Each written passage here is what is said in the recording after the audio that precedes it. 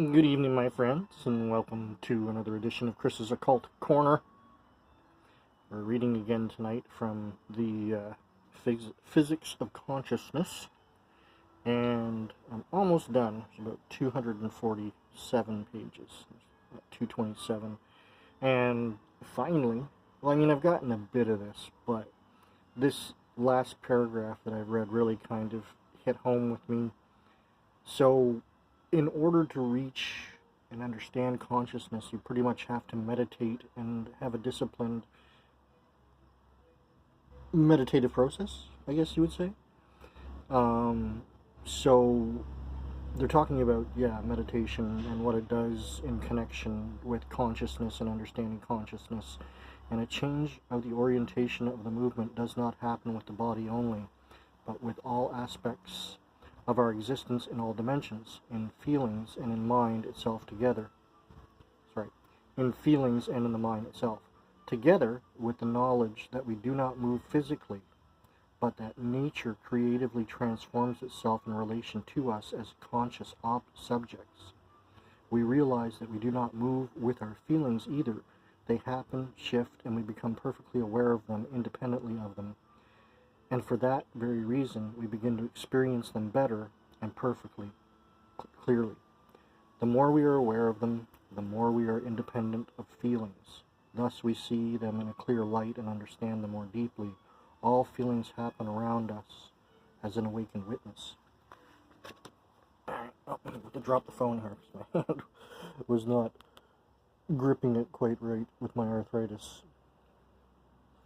It's been interesting. I'm not too sure. Again, it goes along the same very route as biocentrism, which he does bring up in this book. But I'm not too sure, about the whole everything goes back to one consciousness. It kind of seems to almost take the individuality out of people, and I'm probably misinterpreting this, but yeah, it seems to take out the individuality in that we're not actually individuals because we're all actually part of this one consciousness. What makes us individuals, possibly, is that because we're in these physical bodies and have forgotten the physics of consciousness and keeping ourselves whole and part of the all, and I'll use the all from the Kabbalion and a bit of biocentrism. It's interesting, and I've talked about meditation before. Not too long ago I had talked about it, and when I was much younger, when I was in my mid-teens, maybe 15, 16, I started to practice meditation.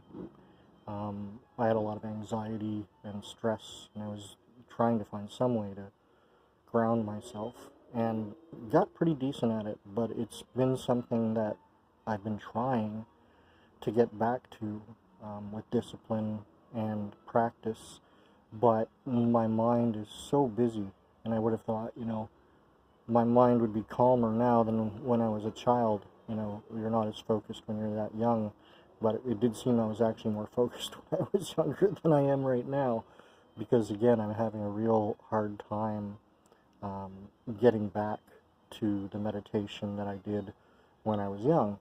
And I'm going to try again. I'm going to really try from the start, the scratch, even dig out the book that first taught me how to meditate, which I believe I still have in my collection. And if not, there's all kinds of other ways. And it's not so hard. It's just about calming the mind, calming your body, and reaching a place of calmness in your mind and body, and then going from there. But I just want to read that paragraph from this book, The Physics of Consciousness by Iamblichus. I haven't looked up who this chap is, but in terms, again, of great philosophers, there's no forward, or there is a forward to this book, but it's by him, and not to make his work disingenuous, but usually a lot of books like this have someone of the same or higher education kind of commenting and talking about what you're about to read, and there's nothing like that in this book. There's no real forward by anybody or anything about the author. So it really turns out that this is, you know, another person's philosophy that they've come up with, mixing in a lot of philosophies from around the world, but all of it equaling back to your consciousness and being able to reach the all.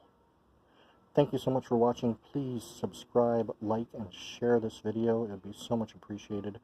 And if you have any questions or comments, I would love to hear them.